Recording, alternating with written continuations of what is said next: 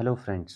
तो आज फिर आप लोगों का स्वागत है। ठीक है, ज्योमेट्री के अगले सेशन में। तो जैसा कि पिछले वीडियो में मैं आप लोगों को ऑलरेडी बहुत सारी डिटेल्स बता चुका था किसके ज्योमेट्री के बारे में पिछले वीडियो में। जैसा कि आपको एक बार मैं रिमाइंड करा दूं कि आपको मैं बता चुका था रिलेटेड एंगल्स के मामले में। ठीक है, इसके बारे में मैंने बताया था कॉम्प्लीमेंट्री एंगल्स कौन सा है, सप्लीमेंट्री एंगल्स कौन से होते हैं और एडजेसेंट एंगल्स कौन कौन से होते हैं। ठीक है, उसके साथ में आपको एक और चीज़ मैंने बताई थी कि वर्टिकली अपोजिट जो एंगल होते हैं वो कैसे बनते हैं। ठीक है, और किस तरीके से इनको बताया जाता है। नेक्स्ट अगला सेशन मैंने आपको बताया था लास्ट में कि पेयर ऑफ लाइंस, इसमें कौन कौन सी लाइंस होती हैं, जैसे parallel lines, intersecting lines. Last last में जो आपको मैं बताया था, ठीक है, पैरेलल लाइंस के मामले में और इंटरसेक्टिंग लाइंस, दो लाइन को मैं डिस्क्राइब भी कर चुका था, आपको एक एक चीज़ बता चुका था ज्योमेट्री का पार्ट पोर्शन।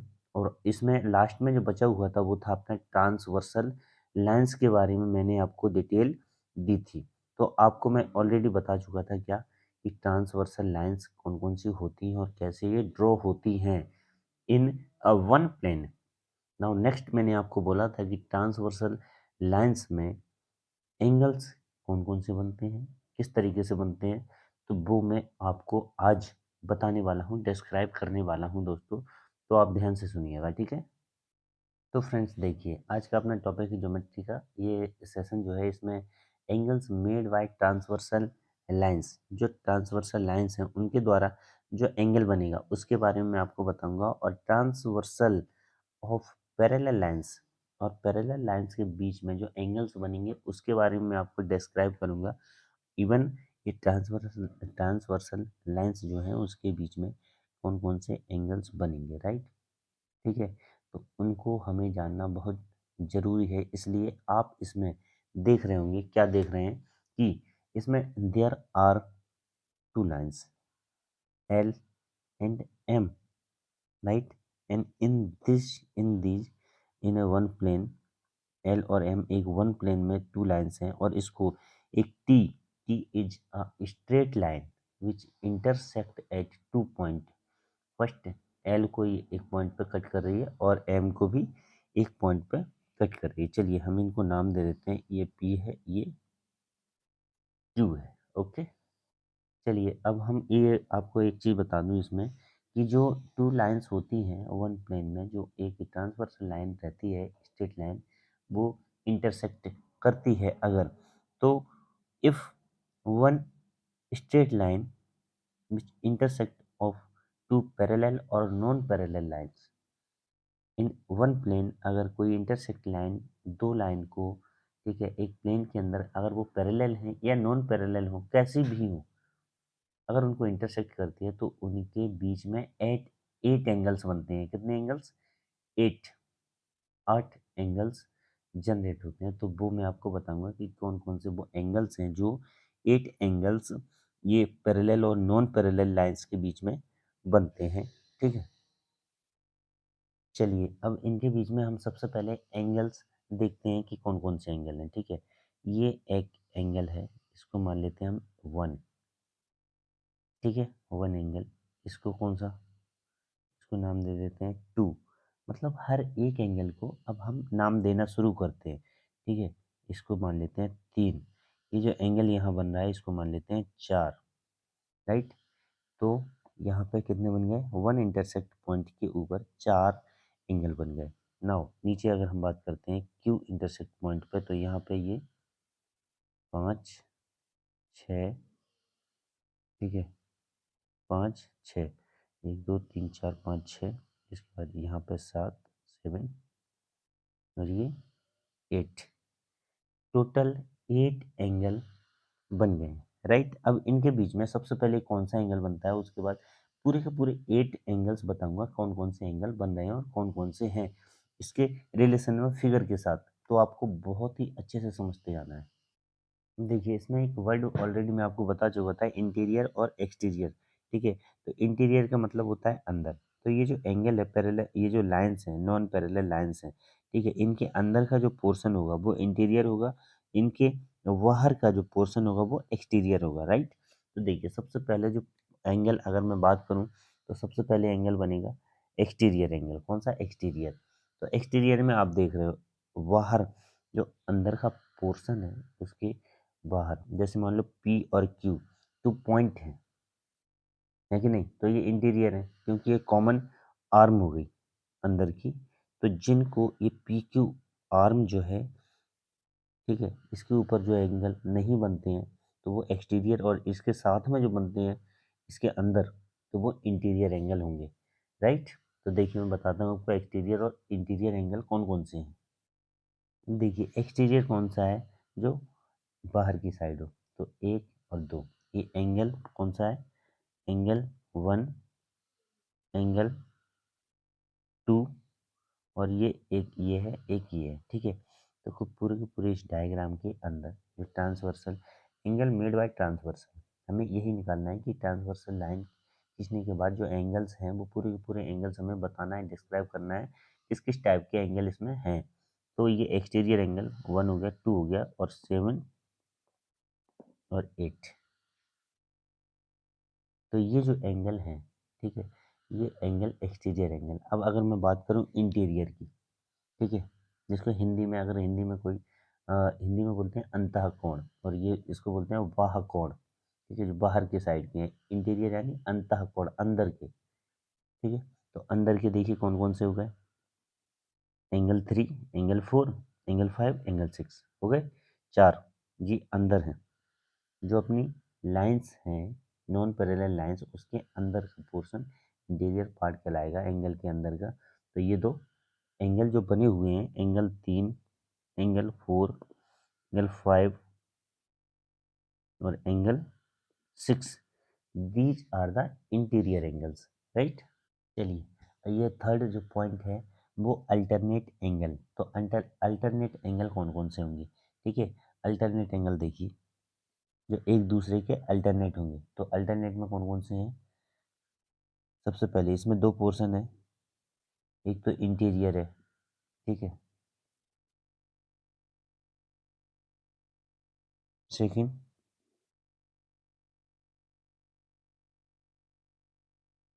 एक्सटीरियर। तो इंटीरियर अल्टरनेट एंगल कौन से हैं? यानी कि जो अंदर हो। ठीक है। एक्सटीरियर अल्टरनेट एंगल कौन कौन से हैं? यानी कि जो बाहर हो, बट अल्टरनेट हो। ठीक है। तो ये जैसे दो पेयर हैं, इंटीरियर में 2 पेयर अगर हम लेते हैं और एक्सटीरियर में भी अगर हम 2 पेयर लेते हैं, तो जैसे देखिए अल्टरनेट एंगल कौन से हो गए? एक लाइन के अपोजिट डायरेक्शन में अल्टरनेट, एक दूसरे के अल्टरनेट हो, जैसे ये 1 है, ये 7 है, तो एक्सटीरियर अल्टरनेट और इंटीरियर अल्टरनेट। ठीक है। तो इंटीरियर में कौन कौन से हो गए? एंगल 3 और एंगल 5। ये दो पेयर जो हैं ये इंटीरियर अल्टरनेट एंगल होंगे। इसी तरीके से एंगल 4 और एंगल 6 ये इंटीरियर अल्टरनेट होंगे। ठीक है। ये मैं आपको बता रहा हूँ ताकि आपको समझ में आ जाए कि कौन कौन से जो अल्टरनेट एंगल हैं वो कौन कौन से अल्टरनेट एंगल होते हैं। ठीक है। तो ये इंटीरियर वाले हैं, इंटीरियर अल्टरनेट एंगल। अब अगर मैं एक्सटीरियर की बात करूं तो एंगल 1 और एंगल 7 का जो पेयर है, एंगल 1 और एंगल 7, ये अल्टरनेट पेयर एंगल है। ठीक है। कौन से? एक्सटीरियर में। और एक और पेयर है कौन सा? एंगल 2 और एंगल 8। ये दो एंगल जो बन रहे हैं ये एक्सटीरियर अल्टरनेट एंगल है। ठीक है। कौन कौन से? Exterior alternate. चलिए अब हम बात करते हैं करस्पॉन्डिंग एंगल्स की। तो करस्पॉन्डिंग एंगल्स कौन कौन से हैं जो पेयर में होंगे एक दूसरे के? देखिए, ठीक है, तो सबसे पहले देखिए एंगल 1 और एंगल 5, ये क्या है? करस्पॉन्डिंग एंगल्स हैं। ठीक है। एंगल 1, एंगल 5 करस्पॉन्डिंग एंगल्स हैं। नेक्स्ट एंगल 2 और एंगल 6, ये दोनों जो पेयर हैं, पेयर ऑफ एंगल्स हैं, ये करस्पॉन्डिंग एंगल्स हैं। एंगल 2 और एंगल 6 एक दूसरे के करस्पॉन्डिंग्स हैं। ठीक है। और इसी तरीके से, ठीक है, इसी तरीके से अगर इधर की बात करें हम तो देखिए एंगल 4, एंगल 8, ये एक दूसरे के करस्पॉन्डिंग एंगल्स हैं, ठीक है। नेक्स्ट अगर मैं बात करूं तो एंगल 3 और एंगल 7, ये एक दूसरे के करस्पॉन्डिंग एंगल्स हैं। चलिए अब हम देखते हैं को इंटीरियर पेयर ऑफ एंगल्स और एक्सटीरियर एलाइड एंगल कौन कौन से होते हैं। मतलब अभी तो हमने इंटीरियर एंगल और एक्सटीरियर एंगल तो पढ़ लिए हैं, ठीक है, लेकिन इसके बाद को इंटीरियर एंगल और एक्सटीरियर एलाइड एंगल ये जानना भी जरूरी है। वैसे कंसेक्यूटिव इंटीरियर या फिर को कॉन्जॉइंड और एलाइड वो एक ही बात है, ठीक है। तो देखिए इंटीरियर की अगर मैं बात करूं, मतलब एक अब हमें पेयर में जानना है, किसमें, पेयर में। तो आप देख रहे हो ये जैसे जो डायग्राम था, ठीक है, ये जो डायग्राम है इसमें क्या है, इंटीरियर को इंटीरियर एंगल्स जो अंदर हैं, ठीक है, और एक्सटीरियर एलाइड एंगल्स कौन कौन से हैं पेयर में, ठीक है। तो सबसे पहले तो 3 और 6 ये कौन से होंगे, इंटीरियर को इंटीरियर एंगल्स। 3 और 6 कौन से होंगे, को इंटीरियर। 4 और 5 कौन से होंगे, co-interior. These they these two pairs are co-interior angles. और एक्सटीरियर एलाइड एंगल की अगर मैं बात करूं तो एंगल 1 और एंगल 8, ठीक है, ये जो पेयर हैं, और एंगल 2 और angle 7, these two pair of angles are called exterior allied angles, ठीक है। तो ये मैं आपके लिए यहाँ पर लिख दे रहा हूँ, ठीक है, कि कौन कौन से एंगल्स आपके इंटीरियर में है, कौन कौन से एक्सटीरियर में है। को इंटीरियर एंगल्स, एंगल 3 और एंगल 6 का जो पेयर है, पेयर ऑफ एंगल्स, ये को इंटीरियर एंगल्स। और एंगल 4 और एंगल 5 ये को इंटीरियर एंगल हो गए। अगर एक्सटीरियर की मैं बात करता हूँ तो एंगल 1 और एंगल 8 ये एक्सटीरियर एलाइड एंगल हो गए। और एंगल 2 और एंगल 7, ठीक है, ये अपने एक्सटीरियर एलाइड एंगल है, ठीक है। नेक्स्ट फ्रेंड, अभी तो ये क्या था, ये नॉन पैरेलल लाइंस के बीच में जो एंगल बनते हैं वो थे। अभी हमें जानना है कि जो पैरेलल लाइंस होती हैं उनके बीच में जो एंगल्स होते हैं वो कौन कौन से टाइप के बनते हैं, ठीक है। हालांकि एंगल्स देखिए, अगर इन्हीं लाइन को पैरेलल कर दिया जाए तो एंगल तो यही रहेंगे। आपको समझ में आ रहा है कि नहीं, कि जो एंगल मैंने आपको बताए हैं, exterior, interior, alternate, corresponding, interior, तो वो वर्ड और जो मीनिंग है जो इसका बदल तो नहीं जाएगा, राइट। एंगल तो यही बनेंगे बस, लेकिन इसमें यह है कि पैरेलल लाइंस अगर हो जाएंगी, अभी क्या है ये पैरेलल नहीं नहीं है और एक ट्रांसवर्स कर रही है, तो इस वजह से एंगल की इक्वलिटी नहीं है। लेकिन जब ये लाइंस पैरेलल हो जाएंगी तो वहाँ पे क्या होगा, एंगल इक्वल भी बनेंगे। बस इतना ही डिफरेंस है, लेकिन नाम, इनका नाम तो वही रहेगा। बस उसमें जो इक्वल कौन कौन से हैं, केवल इतना उसमें हमें जानना जरूरी है, ठीक है। लेकिन कॉन्सेप्ट यहीं का है, ये ध्यान रखिएगा, कॉन्सेप्ट यहीं का है पूरा का पूरा। लेकिन पैरेलल लाइंस में केवल इतना हो जाए कि दो लाइन अगर पैरेलल होंगी तो ऑब्वियसली अगर ये अपोजिट एंगल होंगे, ठीक है, वर्टिकली अपोजिट होंगे, तो ये जो एंगल है वो सेम होंगे। चलिए अभी हम क्या करते हैं, मैं एक काम करता हूँ, ऐसे आप कंफ्यूज हो जाएंगे तो इससे बढ़िया है कि इसी में आपको समझाने की कोशिश करता हूँ कि अभी ये नॉन पैरेलल लाइंस थी और अब ये पैरेलल लाइंस हो गई हैं, ठीक है। पैरेलल लाइंस में हो जाने के बाद इनमें क्या डिफरेंस आता है वो मैं आपको बताऊंगा, ठीक है। तो फ्रेंड्स हमने क्या किया था, नॉन पैरेलल लाइंस में जैसे कि हमने लाइन खींची थी, एक ट्रांसवर्सल लाइन थी, ठीक है, उसको डाला था एक ही प्लेन के अंदर। अब इस प्लेन में हम देखते हैं कि एल एम हमने पैरेलल लाइंस बनाई हैं, उस तरीके से पी पॉइंट और क्यू पर ये इंटरसेक्ट कर रही है टी ट्रांसवर्सल लाइंस, राइट, ये पैरेलल लाइंस है। अब यहाँ पर देखिए एंगल्स अगर हम नाम देते हैं इनको सेम टू सेम उसी तरीके से एंगल का नाम देते हैं 1, 2, 3, 4, 4 एंगल, 5, 6, 7 और 8। अब इनमें हम ये देखते हैं कि इसमें डिफरेंस क्या आता है एक्चुअल में। ठीक है, थोड़ा बहुत तो अंतर होगा, हालांकि एंगल तो यही होंगे, राइट। देखिए क्या डिफरेंस आता है। अगर मैं बात करूं करस्पॉन्डिंग एंगल्स की, ध्यान से सुनिएगा। सबसे पहले मैं बताने जा रहा हूँ करस्पॉन्डिंग एंगल।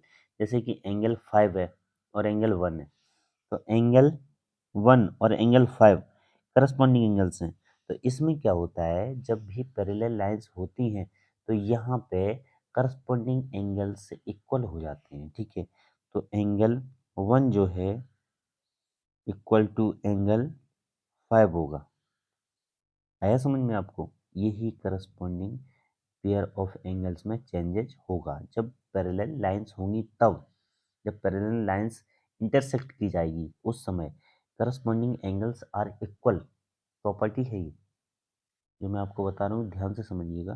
ठीक है, angle 1 is equal to angle 5, angle 2 equal to angle 6, angle 3 equal to angle 7, angle 4 equal to angle 8। ठीक है, तो ये है करस्पॉन्डिंग एंगल्स जब इक्वल होंगे, जब टू पैरेलल लाइंस इंटरसेक्ट होगी एक स्ट्रेट लाइन से ट्रांसवर्स की जाएगी। ठीक है, तो उस समय करस्पॉन्डिंग एंगल्स आर इक्वल। जैसे कि आपको दिख रहा है अल्टरनेट एंगल है इंटीरियर और एक्सटीरियर। ठीक है, तो करस्पॉन्डिंग एंगल्स इक्वल है, ये ध्यान रखिएगा। Corresponding angles are equal. इसी तरीके से अभी ये क्या है, पैरेलल लाइन से। अब अल्टरनेट एंगल जो होंगे वो भी इक्वल होंगे। जैसे 3 और 5 है, 3 और 5 these are alternate angle in parallel lines when intersecting, when this transverse line draw on two intersect point, right, then there are alternate angle are equal। अगर अल्टरनेट एंगल इक्वल हैं तो आप खुद समझ सकते हैं कि angle 3 equal to angle 5, angle 4 equal to angle 6, angle, अब ये एक्सटीरियर एंगल की अगर बात करूँ तो एंगल 1 इक्वल टू एंगल 7। तो these are alternate angle are equal. समझिए, इसका मतलब इसमें क्या होगा कि एंगल 1 जो है वो एंगल 7 की इक्वल होगा, और एंगल 7 जो है, नहीं, एक सेकेंड, एंगल 1 एंगल 7 के इक्वल होगा, और एंगल 2 एंगल 8 के इक्वल होगा, because these are the alternate angles. और ये पैरेलल लाइंस हैं, इसलिए यहाँ पर ये दोनों एंगल्स जो हैं वो इक्वल होंगे। अल्टरनेट एंगल और करस्पॉन्डिंग एंगल्स इक्वल होंगे। ठीक है, देखिए, और जब भी ये ट्रांसवर्सल ऑफ पैरेलल लाइंस अगर होता है तो इस कंडीशन में कोई इंटीरियर एंगल्स और एक्सटीरियर एलाइड एंगल हैं, इनमें भी चेंजेस क्या आता है, क्या देखिए कैसे हो जाता है, मैं आपको बताऊं। ये एक स्ट्रेट लाइन है, राइट, और यहाँ पे इंटीरियर एंगल है। तो को इंटीरियर एंगल्स जो हैं, जो बनते हैं जब पैरेलल लाइन, अभी तो ये नॉन पैरेलल लाइन के हैं, लेकिन जब पैरेलल लाइन में होते हैं तो उस कंडीशन में angle 3 plus angle 6 equal to 180 degree के होते हैं। समझ गए? एंगल 3 और एंगल 6 ये दोनों को इंटीरियर एंगल का सम जो है वो 180 डिग्री होता है, क्योंकि ये पैरेलल लाइंस है, इस वजह से। समझ गए? दूसरी बात ये देखिए, क्योंकि देखो एक आपको सॉलिड रीजन बताता हूँ। ये जो एंगल है, एंगल 2 और एंगल 6 करस्पॉन्डिंग एंगल है, and these angles are equal. ये एंगल कैसे हैं? इक्वल हैं, और ये जो है स्ट्रेट लाइन है, ध्यान से समझिएगा। This is a straight line, और यहाँ पे जो एंगल बनेगा पी पॉइंट पे वो पूरा 180 डिग्री का बनेगा। अगर ये दोनों करस्पॉन्डिंग एंगल्स हैं तो आप खुद समझ सकते हो कि ये जो एंगल है 2 3 के साथ में है, तो इसका मतलब एंगल 6 और 2 तो सेम है। समझ गए? तो 6 हम 2 की जगह पे भी तो ले सकते हैं। तो 3 और 6 का एंगल वैसे ही 180 डिग्री हो रहा है, तो इसलिए को इंटीरियर एंगल जो हैं वो 180 डिग्री के इक्वल होते हैं। इसी तरीके से एक्सटीरियर की अगर हम बात करते हैं तो 1 और 8 जो एंगल है उसका सम भी 180 डिग्री होगा। जैसे एंगल 1 है और एंगल 8 है, ठीक है। तो ये जो एंगल है ये भी 180 डिग्री का ही होगा, ठीक है। Not only this, exterior allied this, exterior allied angle में जितने, जैसे एंगल 2 और एंगल 7, एंगल 2 और एंगल 7 ये दोनों 180 डिग्री का सम बनाएंगे। Angle 2 plus angle 7 is equal to 180 degree, ठीक है। अब ये भी कैसे, ये जैसे मान लो ये जो है 7 है और ये 2 है, तो इसमें 2 और 6 तो वैसे ही है, कौन से है, करस्पॉन्डिंग एंगल। अगर ये करस्पॉन्डिंग एंगल है तो 6 की जगह पे हम 2 को ले सकते हैं। तो इस तरीके से यहाँ पे जो एंगल बनेगा वो 180 डिग्री का बनेगा। इसलिए इसके अकॉर्डिंग ये जो एक्सटीरियर एलाइड एंगल है और को इंटीरियर एंगल्स हैं ये 180 डिग्री के सम के इक्वल होंगे। बाकी इसमें आपको एक चीज़ बता दूं कि 1 और 3 जो हैं वो वर्टिकली अपोजिट एंगल हैं।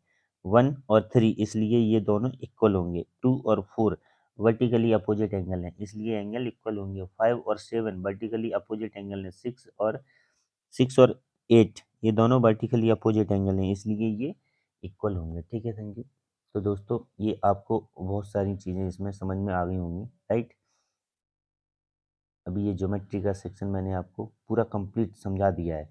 अभी इसमें कौन सा पार्ट बचा हुआ है वो मैं आपको बता दूं, ठीक है। ये देखिए यहाँ तक आपको अच्छे तरीके से समझ में आ गया होगा दोस्तों। और अगर कोई आपको डाउट है तो आप कमेंट करके पूछ सकते हैं। कोई भी सवाल है, कोई भी डाउट है तो आप पूछ सकते हैं।